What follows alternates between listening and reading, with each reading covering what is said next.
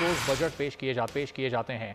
कोयटा में सिराजुल हक का एहतजाजी धरने से खिताब में कहना था, आवाम के लिए आटा, चीनी, दालें इतनी महंगी हैं जैसे वो बाजार से नहीं चांद से लेकर आते हैं।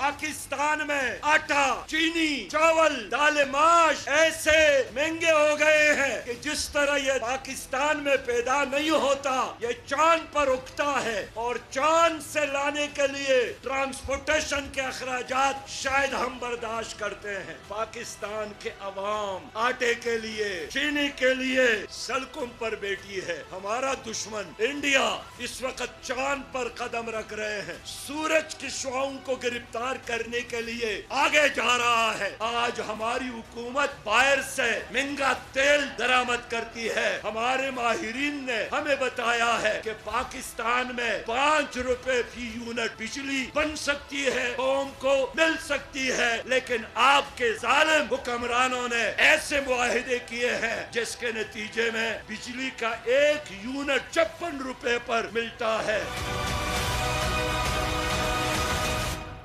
खबरों का